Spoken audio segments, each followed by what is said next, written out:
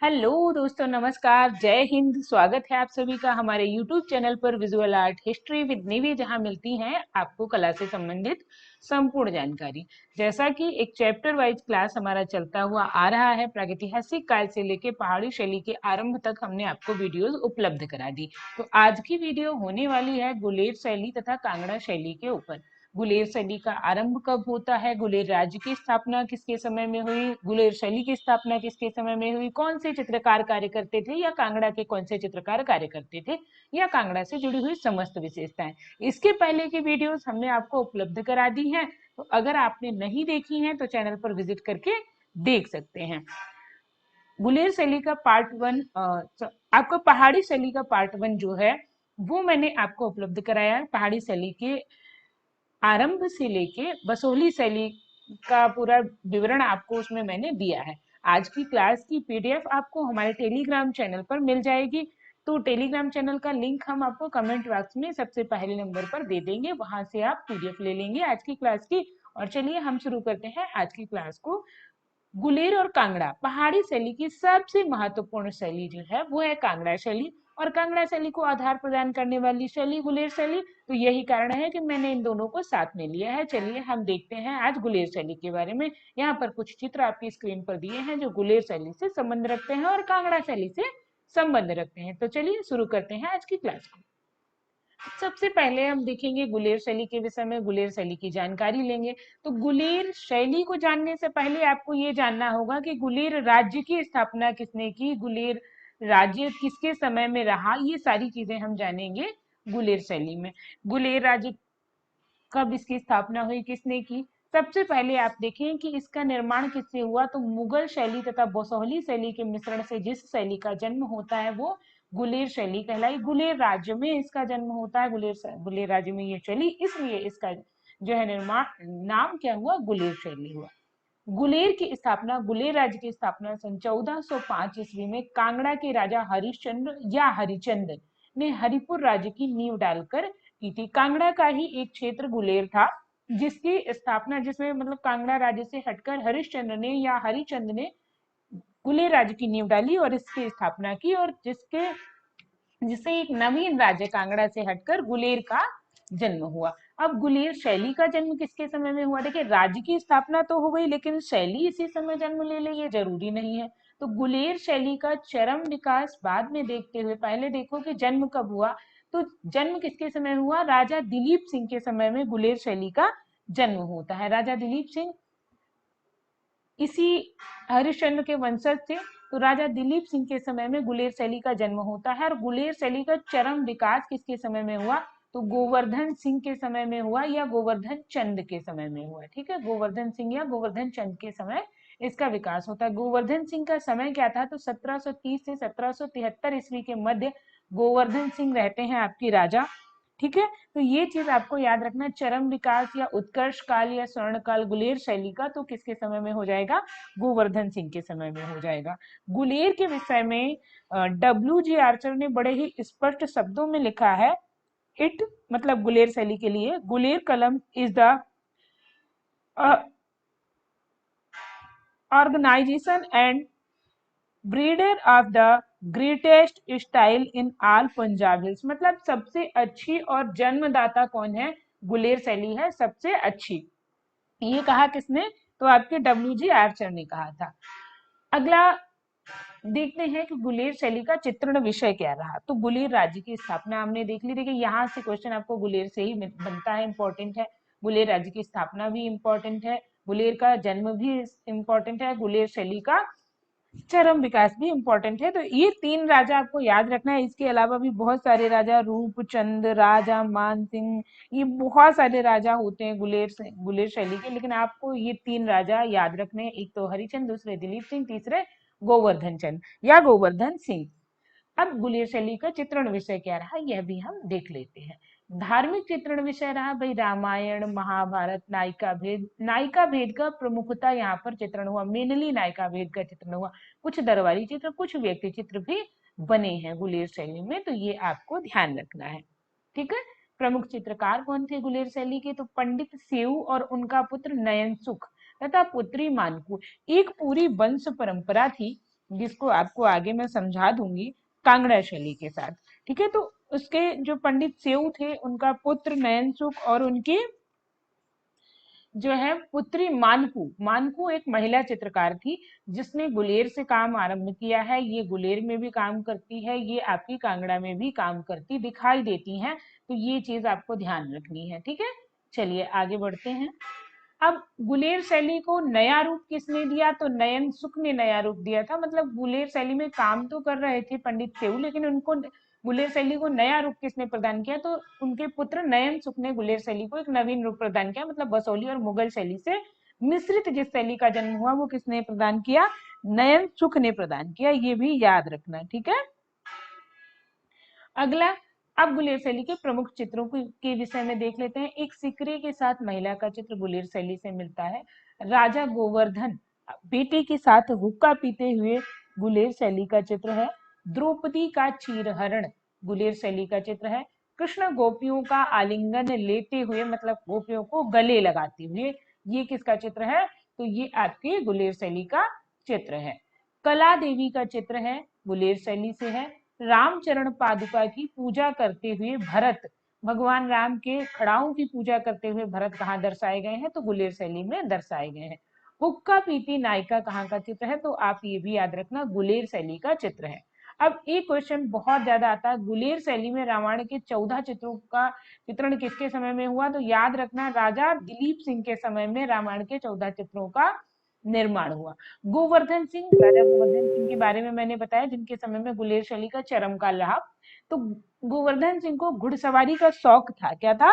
घुड़सवारी का शौक था। इनके विषय में जेसी फ्रेंच ने लिखा था कि यह शासक पहाड़ों में घोड़ा युद्ध के नायक के रूप में स्मरण किया जाता है।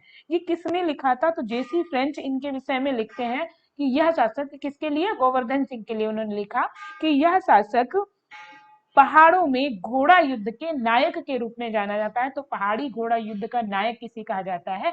गोवर्धन सिंह को ही कहा जाता है, क्योंकि इन्हें घुड़सवारी का बहुत शौक था। तो ये चीज यहाँ पर क्लियर किसने बताया? ये जेसी फ्रेंच ने ये चीज उल्लिखित की है, तो ये आपको ध्यान रखनी है। चलिए आगे बढ़ते हैं।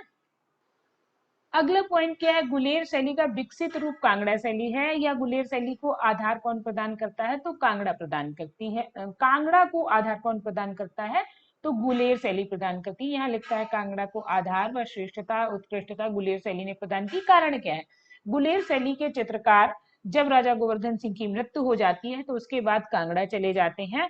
कहाँ? संसार चंद के पास, और वहां पर अच्छा काम करते हैं। अच्छा, जो नैन सुख था जिसने गुलेर शैली को नवीन रूप दिया था, ये पहले मुगल दरबार में काम कर चुका था, तो इसे पता था मुगल शैली का मिश्रण इसने करवाया और इसने एक अच्छा रूप प्रदान किया, और कांगड़ा शैली अपनी सबसे अच्छी स्थिति में यहाँ पर प्रस्तुत होती है। अगला पॉइंट है, गुलेर के अधिकांश चित्रकार 1773 ईस्वी में, वही बात जो मैंने आपको बताई कि गोवर्धन सिंह की मृत्यु के बाद कांगड़ा चले जाते हैं, और कांगड़ा में जब संसार चंद की मृत्यु हो जाती है तो चंबा चले जाते हैं। याद रखना, गुलेर से कांगड़ा, कांगड़ा से चंबा जाने वाले चित्रकार। ठीक है, आगे बढ़ते हैं अगले क्वेश्चन पर। राजा गोवर्धन सिंह घुड़सवारी का शौक होने के कारण ये इनके समय में सबसे ज्यादा चित्र किसके बने? घुड़सवारी के। भाई इनको घुड़सवारी का बड़ा शौक था, तो चित्र किसके बनेंगे? घुड़सवारी के ही बनेंगे ना। तो राजा गोवर्धन सिंह को घुड़सवारी का शौक होने के कारण इनके समय में सबसे ज्यादा चित्र भी घुड़सवारी के बने। ये चीज आपको ध्यान रखनी है। तो यहाँ पर आपने देख लिया कि भाई जिसको जो पसंद होगा वही चित्रण करवाएगा। जैसे शाहजहां को अपना वैभव दिखाना पसंद था, उसके समय में वैभव का चित्रण हुआ। जहांगीर को प्रकृति से प्यार था तो उन्होंने प्रकृति का चित्रण किया। अब इनको भाई घुड़सवारी से प्यार था, घुड़सवारी का शौक था, इन्होंने घुड़सवारी का चित्रण किया। अब आप जब देखो किशनगढ़ शैली में, किशनगढ़ शैली के सावंत सिंह को बनी ठनी से बहुत स्नेह था, तो उन्होंने भाई बनी ठनी का चित्रण करवाया। तो जैसी जिसकी रुचि वैसा उसने चित्रण करवाया। यही कारण है कि गोवर्धन सिंह के, तो ये कारण भाई यही है। अगला आता है, गोल पहाड़ियों व कदली वृक्षों का अंकन कहाँ की विशेषता है? तो ये भी याद रखना, गुलेर शैली की विशेषता है। गोल पहाड़ियां बनी है, पहाड़ियां जैसे वैसे मोस्टली पहाड़ियां लोग ऐसे बनाते हैं। अभी आपको चित्र भी मैंने आप स्क्रीन पर दिखाया, ऐसे बनाते हैं, लेकिन इन्होंने कैसे बनाई? ऐसे पहाड़ियां बनाई, उसमें भी केले के बहुत सुंदर से पेड़ों का अंकन किया। कदली मतलब केले के पेड़ों का अंकन किया। तो ये भी याद रखना। पहाड़ी शैली में सबसे पहले नायिका भेद का चित्रण कहाँ होता है, तो ये भी याद रखना, गुलेर शैली में सबसे पहले नायिका भेद का चित्रण हुआ था। तो ये तो गुलेर शैली की बात हो गई। अच्छा, गुलेर शैली का एक चित्र और है जिसमें दिखाया गया है कि एक 15 भुजी देवी की मूर्ति है, जिसे पाया किसने था, तो बी एन गोस्वामी ने। यहाँ याद रखना, बी एन गोस्वामी, ठीक है, N Goswami, B N Goswami ने 15 भुजी देवी की मूर्ति का एक चित्र प्राप्त किया था, जिसपे लिखा क्या था, श्री गुलेर। ठीक है, क्या लिखा था, श्री गुलेर। तो ये भी आपको याद रखना है। चित्रों में एक पॉइंट अभी मुझे एकदम से याद आ गया, तो मैंने आपको बता दिया। तो जो है, अब गुलेर शैली के विषय में आपने पूरी जानकारी ले ली। जो इम्पोर्टेंट थी, वो जो महत्वपूर्ण थी, वो एक एक पॉइंट मैंने आपको यहाँ पर गुलेर शैली से बता दिया। ठीक है,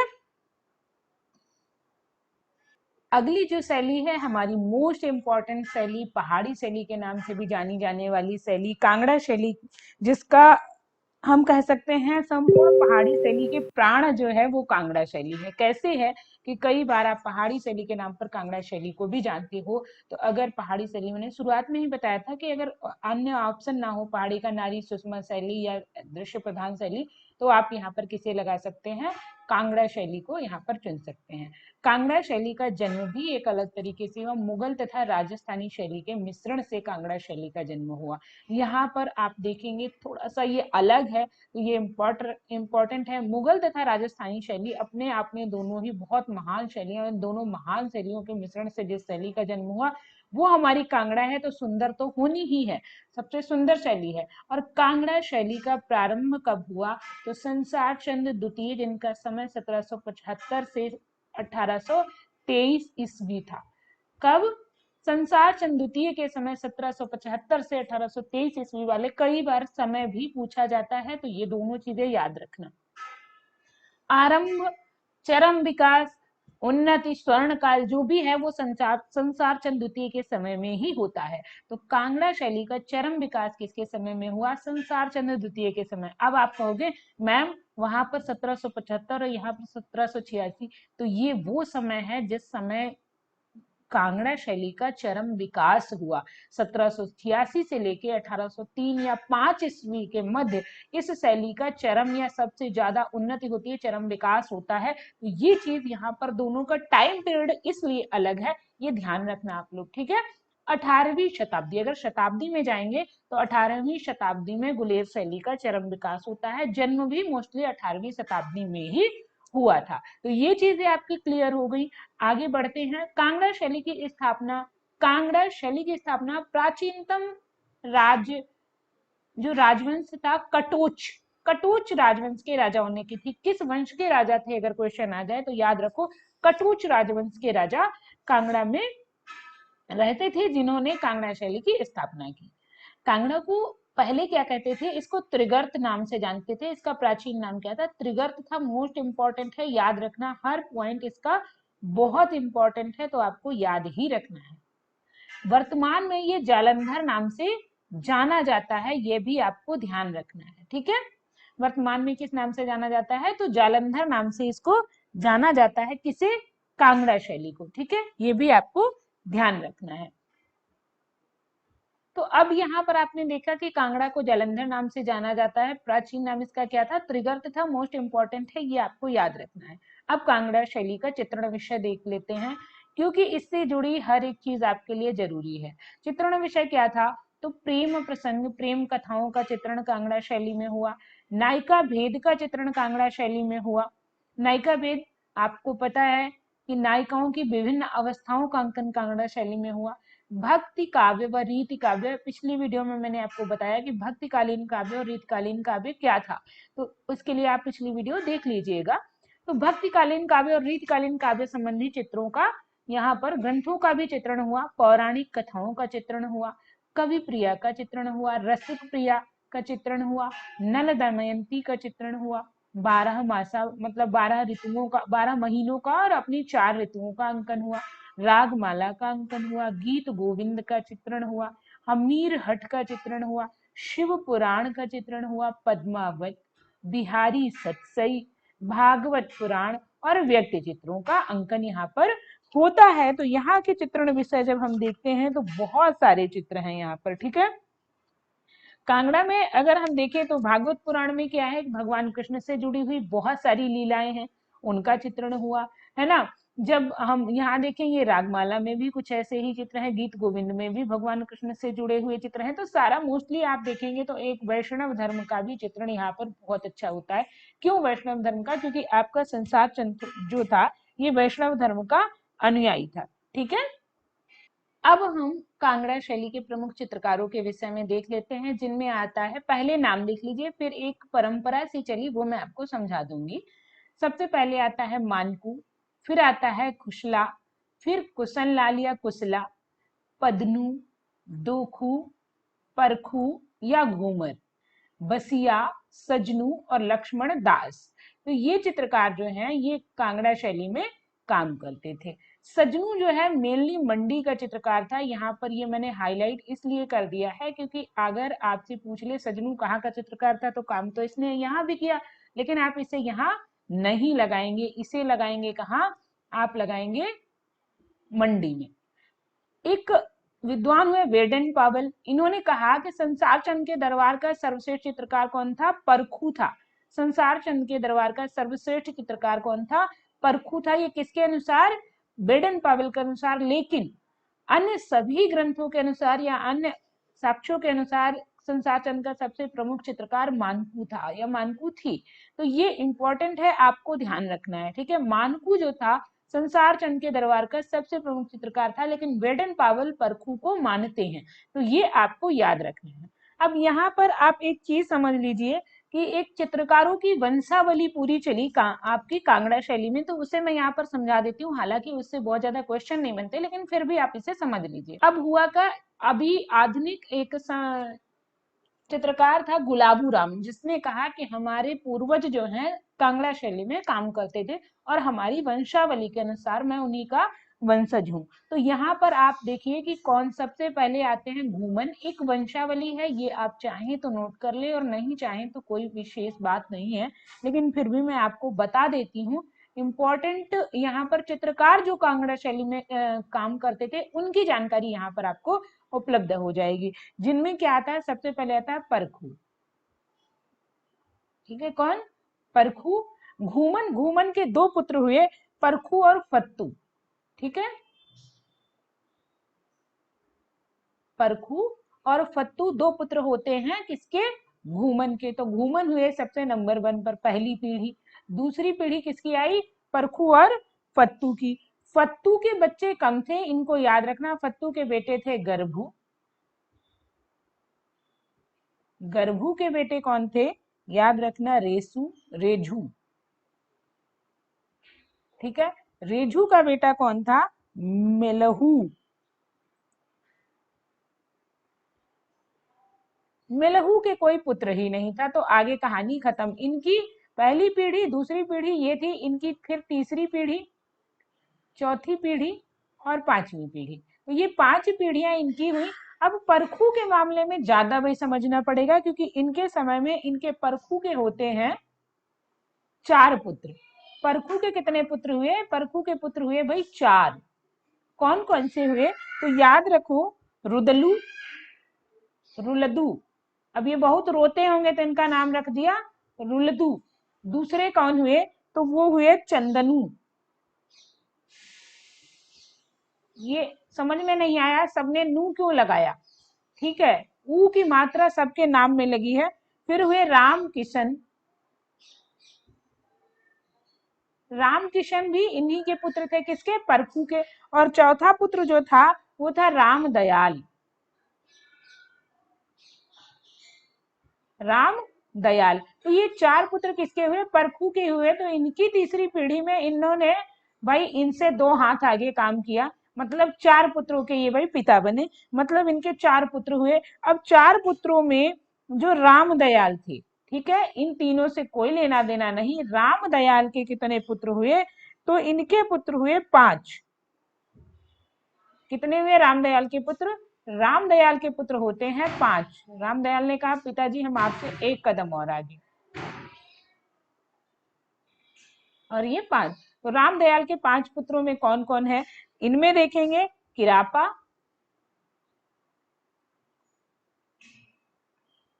बेली, बिहारी,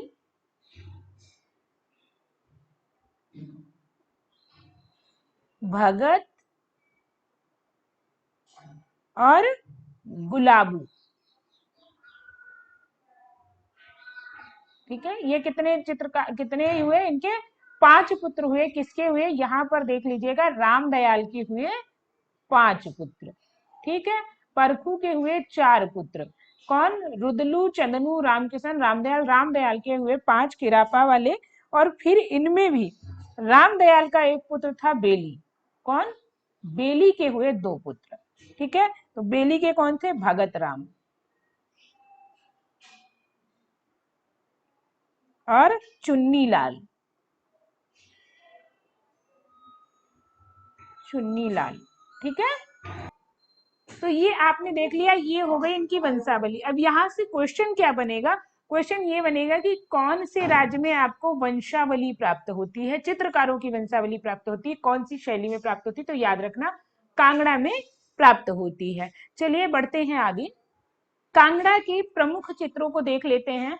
प्रमुख चित्रों में हीर रांझा, सोनी महिवाल, हीरज साहिबान, राग मेघ, कैलाश राज, राजा संसार चंद हुक्का पीते हुए, यहाँ आप देख सकते हैं राजा संसार चंद को हुक्का पीते हुए दिखाया गया है। रागिनी बसंती, काक संदेश, जंगल में भोज, कृष्ण गोपियों के साथ चांदनी रात में, कृष्ण राधा के पांव में रंग लगाते हुए, कृष्ण की रोटी ले जाता कौआ, देवी कात्यायनी की पूजा करती नायिका, कृष्ण राधा को सजाते हुए। ये सारे चित्र आपके कहाँ हैं, तो कांगड़ा शैली में बने हुए हैं। आप जो देख रहे हैं यहाँ पर, ये चित्र है आपका रागिनी बसंती, फूलों के समय का चित्र है। रागिनी बसंती, राग रागिनियों का चित्रण हुआ है, और ये रागिनी बसंती चित्र पर भारत सरकार ने एक डाक टिकट जारी किया था। तो ये भी याद रखना, यहाँ पर आप देखेंगे ये रागिनी बसंती चित्र जो कि कांगड़ा शैली का है, इस पर भारत सरकार ने एक डाक टिकट जारी किया था, ये भी आपको ध्यान रखना है इस चित्र को लेकर। चलिए आगे बढ़ते हैं। अगला पॉइंट जहां से हमारे क्वेश्चन आते हैं वो है कांगड़ा शैली की विशेषताएं क्या थी। तो कांगड़ा शैली की, कांगड़ा जो है एक दृश्य प्रधान शैली थी। कैसी शैली थी, दृश्य प्रधान रोमांटिक शैली थी। यहाँ की आंखें कैसी थी, तो धनुषाकार आंखें थी। ठीक है, आंखें कैसी थी, धनुषाकार थी। आपको बताना है भौहें कहाँ की धनुषाकार थी। हाशिए यहाँ पर लाल रंग से बनाए गए हैं या नारंगी रंग से बनाए गए हैं। अभी पिछले चित्रों में आपने देखा यहाँ के मोस्टली हाशिए लाल रंग के हैं और सादे हैं। रंग जो थे प्राथमिक रंग थे और चटकीय रंग थे, चटक रंग थे, जिनमें इंद्रधनुषीय रंग था। ठीक है, यहाँ फिर हमने हाशियों को लिख दिया, हाशिए लाल या नारंगी रंग से बनाए गए हैं। मुखाकृति कैसी बनाई गई, अंडाकार। सब सर्वश्रेष्ठ मुखाकृति अंडाकार मानी जाती है और यहाँ पर अंडाकार मुखाकृतियां बनाई गई हैं। स्त्री आकृतियों को पतली बनाया गया है, मतलब पतली और छरहरे बदन वाली अच्छी सुंदर आकृतियां बनाई गई हैं। स्त्री आकृतियों के केश विन्यास को काले सर्प का प्रतीक माना गया। क्यों, क्योंकि आप इनकी चोटियां देखेंगे तो बड़ी सुंदर बनाई गई हैं, आप पीछे जाके चित्र में देख सकते हैं। कांगड़ा शैली के प्रमुख केंद्रों को भी यहाँ पर हम देख लेते हैं, जिनमें क्या आता है, गुलेर, नूरपुर, तीरा, सुजानपुर और नादौन, ये कांगड़ा शैली के प्रमुख केंद्र है। अब क्वेश्चन कैसे आएगा कि कांगड़ा शैली के प्रमुख केंद्रों में कौन है या कौन नहीं आता है, ये क्वेश्चन आपके साथ बनेगा, तो यहाँ पर ध्यान रखिएगा। इसके बाद हम कुछ स्मरणीय तथ्य देख लेते हैं, जैसे महत्वपूर्ण बिंदु जो कांगड़ा से आते हैं, कांगड़ा शैली से वन लाइनर टाइप में आपसे क्वेश्चन पूछे जाते हैं। पहला पॉइंट है कि कांगड़ा में कितनी नायिकाओं का अंकन हुआ, तो 3 नायिकाओं का, उनकी 8 अवस्थाओं का। अवस्थाएं कितनी, 8, नायिकाएं 3। कल की वीडियो में मैंने बताया था, सुकिया, परकिया और सर्वप्रिया वाली, इनकी 8 अवस्थाओं का। अवस्थाएं भी अलग अलग होती हैं, जैसे उत्कटिका नायिका, कलहंतिका नायिका, है ना, तो ऐसे करके 8 अवस्थाएं उनकी। और इन 8 अवस्थाओं में भी सबसे ज्यादा जिन अवस्थाओं का अंकन हुआ उनमें कौन कौन सी हैं, कृष्ण पक्ष, अभिसारिका नायिका, उत्का नायिका, प्रेषित पतिका नायिका, इनका बहुत ज्यादा अंकन यहाँ पर हुआ है, तो ये भी आपको याद रखना है। 1820 ईस्वी में एक अंग्रेज यात्री मूरक्राफ्ट जो है आलमपुर में संसार चंद से भेंट करता है और उसने ये अपने ग्रंथ में या अपनी यात्रा वृत्तांत में उल्लिखित किया है। अंग्रेज यात्री मूरक्राफ्ट कहाँ भेंट की उसने, तो संसार चंद से किसने, आलमपुर में भेंट की, किसने, अंग्रेज यात्री मूरक्राफ्ट ने। अगला, सिकंदर महान का व्यक्ति चित्र संसार चंद के संग्रहालय में था, मतलब इसे चित्र संग्रहित करने का भी एक अच्छा शौक था, या इसे एक अच्छा हम कह सकते हैं संग्रह करना इसे अच्छा लगता था। संसार चंद को गुणी व पारखी होने के कारण लोग इन्हें क्या कहते थे, हातिम, और उदारता से इन्हें रुस्तम कहते थे। हातिम बहुत ही गुणी व्यक्ति था, आपने हातिम ताई की कहानियां सुनी होंगी, और इन्हें रुस्तम कहते थे इनकी उदारता के कारण। ठीक है, तो हातिम और रुस्तम किसे कहा गया, तो आपको याद रखना है संसार चंद को हातिम या रुस्तम के नाम से भी जाना गया है। चलिए आगे बढ़ते हैं। कांगड़ा शैली के चित्र जो है लघु आकार के हैं, जो कैसे भूरे सियालकोटी कागज पे बनाए गए हैं। आपको बताना है सियालकोटी कागज किसके समय में बनना शुरू हुआ था। सियालकोटी कागज पर बसली बनाकर बनाए गए हैं। बसली मैंने बार बार आपको बताया है कि बसली क्या होता है, जो है कई कागजों को चिपका कर उनकी परत को बनाकर बसली कागज तैयार किए जाते थे, इसलिए जो है इन्हें बसली कागजों पर बनाए हुए चित्रों को कांगड़ा में महत्व मिला है, या वहीं पर जो कांगड़ा से चित्र प्राप्त हुए वो बसली पर बने हुए प्राप्त हुए। कांगड़ा शैली की प्रमुख विशेषता क्या है, यहाँ का क्षितिज ऊंचा है और पृष्ठभूमि में पहाड़ों व वृक्षों का अंकन उत्तम है, या मतलब बहुत अच्छा चित्रण है, पहाड़ों का और वृक्षों का अंकन बहुत अच्छा है। मैंने आपको चित्र भी दिखा दिया है। ठीक है, कांगड़ा में श्रृंगार रथ नायिका का बहुत अच्छा चित्रण किया गया है। कांगड़ा पर विजय जो है किसने प्राप्त की थी, तो ये पॉइंट भी याद रखना कि रणजीत सिंह ने। अब एक चीज बताइए कि कांगड़ा को भी किसी ने विजिट किया, किसने किया, तो राजा रणजीत सिंह ने इसे विजिट किया था। एक और पॉइंट है आपके लिए, वो आपको याद रखना है, वो क्या है कि कांगड़ा के चित्रों के वर्ण योजन में क्या दिखाया गया है, तो उषा काल व इंद्रधनुषी रंगों का प्रयोग किया गया। आपको याद रखना, उषा काल मतलब प्रातः काल, प्रातः काल में मोस्टली लाल रंगों का प्रयोग किया जाता है, सतरंगी रंगों का प्रयोग किया गया है। और ये कहा किसने है, तो जेसी फ्रेंच ने कहा है। एक वक्तव्य है कि कांगड़ा के चित्रों के वर्ण योजन में उषा काल व इंद्रधनुषी रंगों का प्रयोग हुआ है। ये किसने कहा है, तो आपको याद रखना है कि ये किसने कहा है, तो जेसी फ्रेंच ने कहा है। शुरुआत में ही मैंने आपको बताया था कि कांगड़ा जो है एक दृश्य प्रधान शैली है और रोमांस प्रिय शैली है, या रोमांचक शैली है, तो ये भी इसे आपको ध्यान रखना है। अगला एक चीज और याद रखना, इन्होंने जो ऋतुओं का चित्रण किया, तो वहां ऋतुओं में पशु पक्षियों का चित्रण ऋतुओं के अनुसार किया, जैसे बरसात के मौसम में बगुले का चित्रण किया, पपीहे का चित्रण किया है ना, और मोर का चित्रण किया, सारस का चित्रण किया। विरह रागिनी में इन्होंने क्या किया, हिरण का चित्रण किया, नायक नायिका के आगमन का संदेश सुनाते कौए का चित्रण किया, बतकों का चित्रण किया। ऐसे करके अलग अलग चित्रण, पशु पक्षियों का चित्रण इन्होंने ऋतुओं के हिसाब से किया है। ठीक है, ये भी आपको ध्यान रखना है। बसंत में कोयल का चित्रण किया। आगे बढ़ते हैं। संसार चंद को चित्रकारी व गायन का शौक था, ये किसने कहा है, तो याद रखना एक अंग्रेज यात्री जो हमारे मूरक्राफ्ट थे, जो इनसे मिले थे, उन्होंने कहा कि संसार चंद को गायन वादन का शौक था। अगला एक वक्तव्य और है जो कि इंपॉर्टेंट है। ये कहते हैं कि जो उपलब्धि चीनी चित्रकला में लैंडस्केप की है, वही उपलब्धि कांगड़ा में प्रेम की है। चीनी चित्रकला के लैंडस्केप बहुत अच्छे हैं, ऐसे ही हमारे कांगड़ा में प्रेम का चित्रण बहुत अच्छा किया गया है। ये किसने कहा, तो ये हमारे आनंद कुमार स्वामी ने कहा, शॉर्ट में कहें तो ए.के. स्वामी ने ये कहा है। अगला है, यूनान व जापान के चित्रांकन से कांगड़ा शैली की तुलना करते हुए लॉरेंस विलियम लिखते हैं। लॉरेंस विलियम इन्होंने कहा है इसमें उतनी ही मिठास है जितने की वैलिड की कविता में। वैलिड एक कवि है जिनकी कविता बहुत ही कहते हैं शांत मन से सुनी जाने वाली है, जो मन को बहुत सुकून देती है। तो ये कहते हैं इसमें उतनी ही मिठास है कि जितनी की वैलिड की कविता में है। ये भी आपको याद रखना है। ठीक है, इंपॉर्टेंट है। आगे बढ़ते हैं। अद्रीस बनर्जी एक हुए, उन्होंने क्या कहा, उन्होंने कहा कला अपने वातावरण की उपज होती है। उन्होंने एक यहाँ पर ये इनकी इतनी लाइन केवल दी है, लेकिन इनका पूरा वक्तव्य भी मैं आपको बता देती हूँ। इन्होंने कहा कि कला अपने वातावरण की उपज होती है। जलवायु, पशु पक्षी, धरती, दर्शन, धर्म, द्रव्य पदार्थ, साहित्य, राजनीतिक एवं आर्थिक परिस्थितियों परिस्थितियां जो होती हैं सभी लोगों के कलाकार का आवेग का पहरावा बनने में योगदान देते हैं, है ना। सभी लोगों के कलात्मक आवेग कलाकार का जो है पहरावा बनने में योगदान देते हैं, मतलब सभी चीजें मिलकर ही कलाकार को चित्रकारी करने के लिए प्रेरित करती हैं। लेकिन इनका ये सेंटेंस इतना ही आता है। ये कहा किसने है, तो ये भी याद रखना, अदृश बनर्जी ने ये वक्तव्य कहा है। आगे कुछ पॉइंट और मैंने यहाँ पर दे दिए। संसार चंद्र ने नर्मदेश्वर मंदिर बनवाया था। यह मंदिर जिसमें सुंदर भित्ति चित्र बने हैं, ठीक है, इस मंदिर में सुंदर भित्ति चित्र बने हैं, इसलिए नर्मदेश्वर मंदिर इंपॉर्टेंट है। बनवाया किसने था, संसार चंद्र ने। कांगड़ा में जो गाय होती थी उनको मोटी बनाया गया है और बसौली में दुबली पतली गायों को बनाया गया है। कांगड़ा शैली अपनी कोमलता के लिए प्रसिद्ध है, ठीक है। कांगड़ा शैली किस लिए प्रसिद्ध है, अपनी कोमलता के लिए प्रसिद्ध है। तो ये तो थी हमारी कांगड़ा शैली से जुड़ी हुई जानकारी। आपको जानकारी कैसी लगी जरूर बताइएगा। आज की वीडियो में इतना ही, मिलते हैं एक नई वीडियो में नए सब्जेक्ट के साथ, नए टॉपिक के साथ।